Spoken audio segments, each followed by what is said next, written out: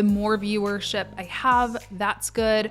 But it also has a lot to do with the types of content that you're talking about. I know creators who have way more subscribers than me and are in a more saturated industry, and they make way less from YouTube ads than I do. Hello everyone, what's up, and welcome back to another episode of the Freelance Friday podcast. It is that special time of year where I start to dig through all of my reports and take a look at what went well this year, what didn't go so well, and what I want to change for the next year.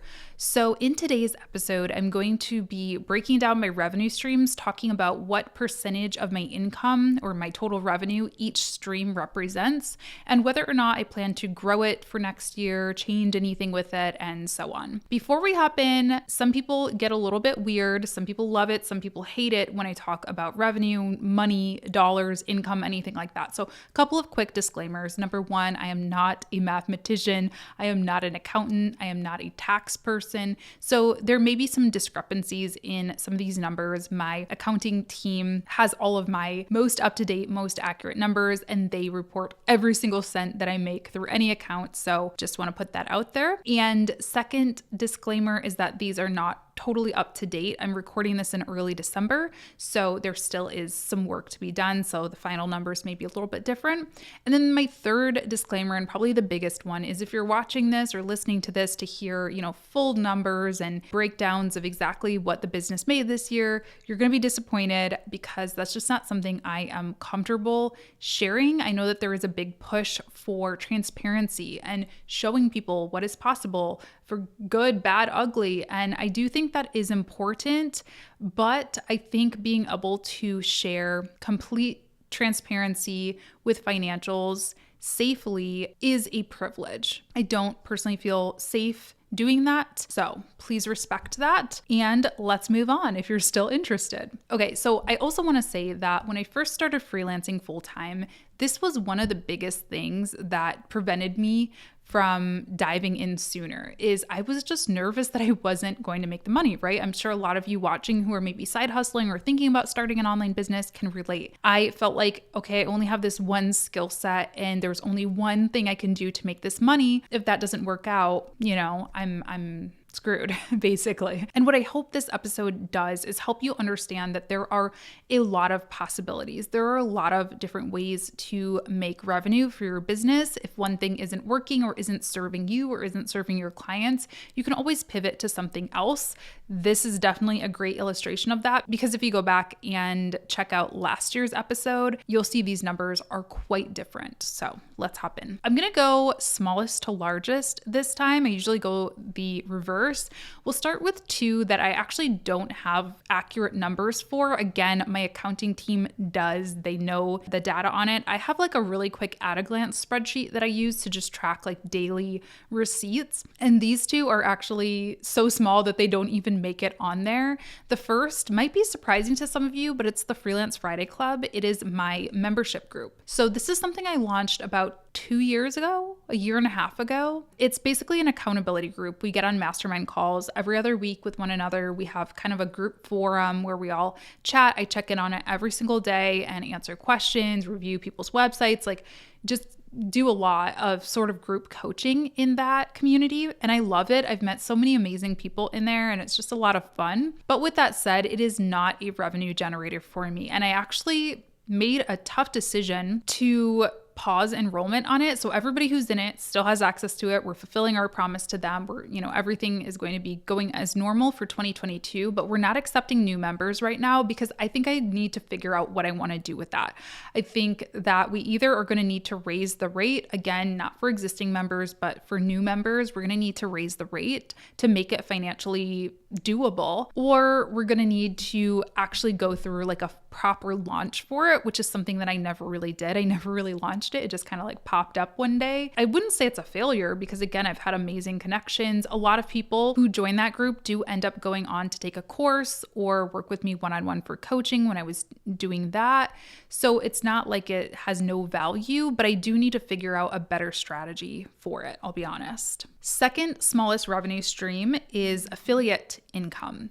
So this is really nice to just kind of have on in the background. There's no pressure to it. Basically, I am an affiliate for a couple of different companies and products and things like that. Whenever I link them in a video, give you a referral code or something like that, I'll get a small percentage of, that sale back to me. It doesn't cost you anything extra for using those links. It just is taken out of what the company would actually make from that sale. One of the biggest affiliate streams for me, you all know I love HoneyBook. So I'm a part of their educator program. So whenever I use my link and you sign up and you actually complete a subscription to HoneyBook, I get a dollar amount for that, which is really nice. So this goes up and down for sure. It's pretty small in the grand scheme of things, probably like 1% to 2% of my total revenue, but it is definitely nice to have just in the background. I don't plan to grow it necessarily because I think the nice thing about affiliate revenue is that it's not forced, right? If I just am genuinely talking about, hey, you should probably get a CMS. HoneyBook is my favorite CMS, link down below,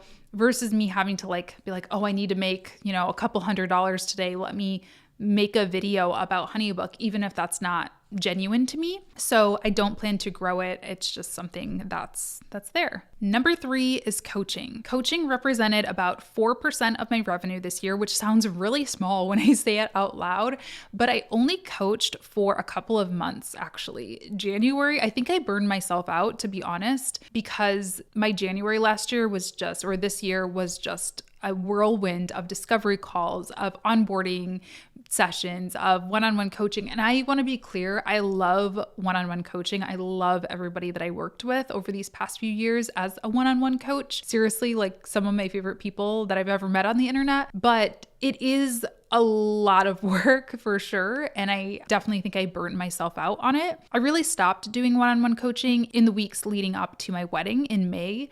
So pretty much after that, I came back from that. Then I hopped into a cohort-based course, which we'll talk about a little bit later. And I just never really went back. Yeah, that was a small percentage of my revenue this year, but it was definitely there. Do I plan to change it for 2022? Not really. I don't think that I'll be opening up my 3-month coaching program again in 2022. I may open up some one-on-one sessions, just like hour-long sessions, because I will be honest that they're really fun every once in a while, but I do like the freedom that comes along with some of the other things that I'm doing instead. And I also will say that I think I've seen even better results. Not that anyone's ever told me, hey, I hated your coaching program, it sucked. No one's ever told me that. But I've seen a lot more really beautiful results from the cohort-based course option that basically replaced the coaching.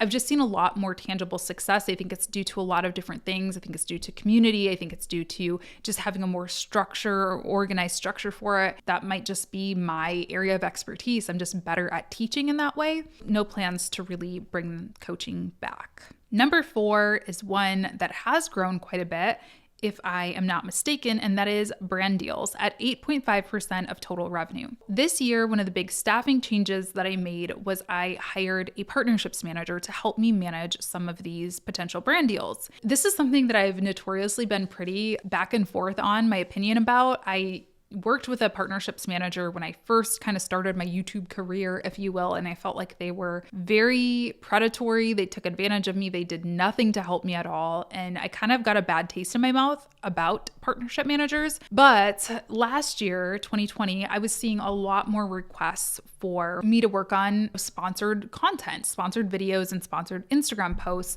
And I just didn't have the bandwidth to be able to take those on and or negotiate them, really get what I deserved from them. I felt like I would get myself in deals where I was really, really undervaluing myself. I'd be like, okay, fine, I'll do this video for, $700 or $1,000 or whatever. And then they would be like a nightmare sponsor where they would be asking for revisions and they'd be asking for 5 different posts. And it just really put a bad taste in my mouth. But at the same time, I did feel like there was a lot of opportunity there. And also creating this content is a lot of work. It does represent some of my revenue, as you'll see in the next line item here, but it's not a lot compared to all the other things I do, and it takes up the biggest amount of my time. So I do need to have something to fuel this to make it make sense, So I brought on a partnerships manager who is really amazing. He actually started as a viewer, and so he really understands my brand. He understands my values and, really makes sure that we're not partnering with brands who are sketchy or weird or demanding too much of me. And he also really understands my value. And has the time and the energy and the ability to negotiate on my behalf. Because this is something else. It's not just about the time, it's also incredibly awkward and kind of dehumanizing to negotiate for yourself. At least it was for me, because you get on these calls and they just look at this spreadsheet and they're like, oh, well, you don't have as many followers as this influencer that we worked with, and she's one of your competitors, and we'll just go work with her. And it's like, it just feels very slimy when you're the product. All that to say, he has been able to really do a good job getting me what I feel is a very fair rate and work with some really cool brands. We worked with HubSpot Inbound this year. We worked with Later. We've worked with Vidyard, one of my favorite tools of all time. For next year, I think I would like to grow that. But again, similar to the affiliate income, I want it to be in a very authentic way. I don't want to say we need a sponsor for every video we put out, no matter what, and start taking on these weird brands that don't help you all, because at the end of the day, that has to be my focus. And for anyone who's thinking, how can I replicate this strategy for myself? I think that's the goal. Is you need to make the brand partnerships a part of the content and part of the value that you're giving in that video. It can't just be like clearly just a money grab. You need to really make sure that it is going to be useful, because you will lose your audience if you don't. If you just start to become this spam bot, you'll lose your audience, and then you're not going to be able to work with brands because then you don't have the numbers, and it's this whole kind of cycle. So yes, I plan to grow it, but only if it can be done in a good, authentic way. The fifth largest revenue stream for 2021 was YouTube.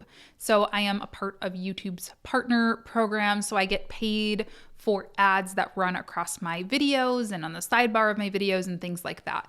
And it's really hard to explain what the calculation is for this. I really don't even understand myself, if I'm being honest. Definitely watch time helps. So the longer people watch my videos is good. The more viewership I have, that's good. But it also has a lot to do with the types of content that you're talking about. I know creators who have way more subscribers than me and are in a more saturated industry, or an industry where maybe people tend to be a little bit younger and they make way less from YouTube ads than I do. And then the reverse is true too. I know creators who have less followers than me, less views than me, but make more than me. It is a really weird thing to calculate, and Social Blade is wrong. I will just say that. Social Blade is absolutely not fact. So anyway, it's 12% of my total revenue, and there's not really much I can do to increase or decrease that besides just continuing to grow the brand on YouTube, which I definitely plan to do. I would love to keep up with 2 to 3 videos a week. I do think posting more has helped that number grow. Yeah, I mean, growing the YouTube is a goal in general, so we'll keep doing that, and hopefully that number will continue to raise alongside that growth. Number 6, the second largest revenue stream for 2021 was client work. Client work came in at about 14.5% of my total revenue. And I did add Upwork in there. For some reason, I had it separated in my spreadsheet, but it's all just client work. But I did stop working on Upwork, not for any negative reason. I just haven't worked on that platform since about February or March. I had one really long-term full service social media management client on there that I was still working with, but I haven't pitched for gigs or responded to anything since then. Just throwing that out there. But I still think it's great to have a profile. I'm not anti-Upwork. I just haven't worked on there in a while. But total was 14.5% for client work. That largely consisted of video content, social media strategy, some full service work, like I mentioned with the Upwork client, and a couple others, actually managing their social media, creating content for social media, doing strategies, things like that. So that number is quite a bit lower. The percentage number is quite a bit lower than what it was last year. It wasn't really super intentional. It just kind of happened gradually over time. I had been sort of planting these seeds for my largest revenue stream, which, as you can guess, is digital products and courses. I've been kind of planting those seeds over the years. And 2020, I think with everybody being home, I think with a desire to really start working for yourself for so many people with the Great Resignation, I think all of those things just kind of lined up. So it took up the majority of my time, and in turn was the largest revenue stream. So for the courses and digital products, I want to be honest with you all, because I think when people hear that courses were 61% of my total revenue this year, people are like, oh wow, so you make most of your income through passive income, right? And I want to say, I think there is a lot that people get wrong about passive income. So first, let me start by saying I have two types of courses and digital products that I offer. One would be considered evergreen or on demand, meaning you purchase the course like the social media management roadmap or the social media management toolbox. You can purchase that right now, this second, get instant access to it and start learning at your own pace. You can take the course now, you can take it a year from now, you can take it 5 years from now, doesn't matter. So that's what I would consider my more passive income streams, but they still are not totally passive, and I'll explain why in a second. 35% of my course revenue was mostly passive. 26% of my course revenue, so that total 61%, was less passive, let's just say, more cohort-based, more instructional-based, almost like a classroom setting. So those courses are the Social Media Management Accelerator and the Online Business Launch Lab, which is the one that I am enrolling for right now. It's going to be starting in January. So these are 8-week courses where we have at least one live lecture every single week. So I'm actually live teaching, answering questions live. There are also assignments for some of these courses, and there are also usually like networking sessions, co-working sessions, some other live element that I'm doing throughout the week. And then we also have Slack groups where I'm getting in there every single day. Those are just a free-for-all. You can ask anything, you can share anything. I'm going in and posting links and posting resources. So, I mean, last session, the Slack took up like at least probably 5 to 10 hours a week for me, just managing the Slack. So they're not passive. They're really more of like a group coaching setting. It's kind of a hybrid between being client work, coaching, and courses. So I just want to be honest about that because I think there is a bit of a myth in this like passive income world that makes everything seem like it's, get rich quick and never work again and just create something once and then you'll be eating off that forever. And that's not really how it works. Even with the more passive courses like the toolbox and things like that, I go in and update those every year usually, and that's at no cost to the existing student. I updated the roadmap this year, and I mean, we completely redid all the videos, all the slides. We basically remade an entire course at no extra cost to the existing students. So that takes a lot of time. And then there also is a customer service element to it. We are responsible for making sure that people get their questions answered if they get locked out of their account or they forgot their password or they have a question about a credit card charge or something. That's all on me and my team. So we are managing all of those emails as well. So passive income, sure, it's a real thing, but it's not really a lot of my world. I still do work a lot, just to be totally transparent with you. As a side note, I just watched the Hulu documentary on Jen Shah from The Real Housewives of Salt Lake City. And I don't watch that show or anything, but I recommend checking it out if you're in this business, if you're in the online education business, if you're interested in passive income. Allegedly, what she was doing was like a scam. It wasn't actually work. But I do think it's important for us to be aware of what is out there and the types of scams that are basically masquerading as online courses and kind of what we're up against, because people allegedly like her or allegedly whoever is doing these types of scams that do give us a bad name and are kind of the reason I feel the need to defend myself against that, because it's really important that you put out quality products if you're going to be putting out digital products. People don't want to scam. They don't want you to promise that you're going to be able to get them 6 figures every month or every year or whatever, and then you just ghost them or there's no product on the other end. So it's a really interesting little documentary if you want to check it out. The moral of the story and why I brought that up is because if you are going to do courses, you got to do them right, and that likely means you need to include some live element or some more interactive element in most of your digital products because, cookie cutter, just like a dime a dozen, doesn't really cut it anymore. With that said, do I plan to increase it, decrease it? I think the same. I think one thing that was interesting though, this is the first time that I really broke it down this year to see what percentage was passive versus active or more passive versus active. And I'm actually surprised to see that 35% of the course sales were still those more passive on-demand courses. I definitely thought the cohort-based courses were a lot more of that bucket. So that does have me thinking, maybe, like I said, I did work a lot this year. I was pretty burnt out at certain periods of the year. Maybe I can do 2 cohorts instead of 3 this year and introduce more on-demand courses for in between or something like that, or focus on maybe driving ads to some of my evergreen funnels and things like that to really pull the lever on that instead of, grind live teaching like pretty much every month of the year. So definitely something that I'm going to put my thinking cap on about and try to figure out. Okay, so I think that is it. Those are all of my revenue streams and what percentage of my total revenue they represent. I also would be remiss to say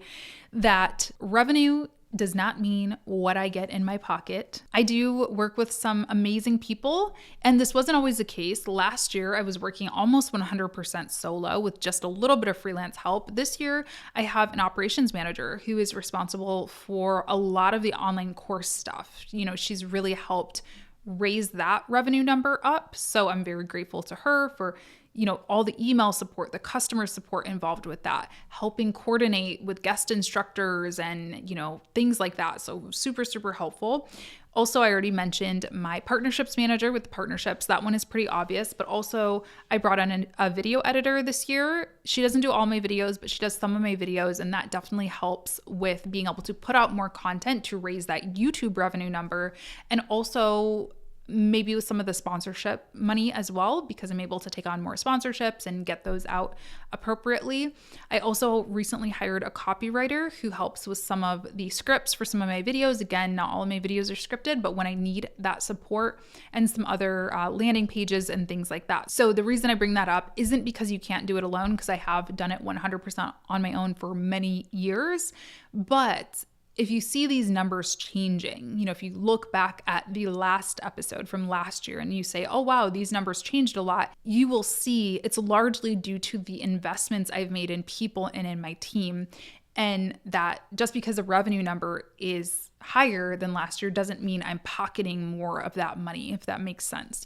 I've made investments in people who help those numbers change around a little bit is the point. I hope this episode was helpful for you. Hope it got you thinking. Let me know in the comments if you're watching on YouTube. Is there a revenue stream that you are looking to grow next year or maybe create? As you know, I'm a big believer in diversified revenue streams. Even though I do believe in focusing on one thing at a time, I definitely believe in the power of having multiple revenue streams. Even if they're small, it can really help you out, if something unexpected does happen. In March of 2020, my business changed a lot. I did lose one of my big full service clients, and being able to have something working in the background with my online course that I had was really helpful, because I could pretty much just pull the lever on that and say, okay, let me take what I learned from that small revenue stream and really amplify it now that I have a little bit more time on my hands because I lost this client. So it can really be very helpful, and frankly can save your business by not just relying on one thing. So I hope this got you thinking. I hope you enjoyed. I'll be back next week for a new podcast episode, and I'll be on YouTube Monday and Wednesday for new videos. Thanks so much for tuning in, and I'll talk to you next time. Bye.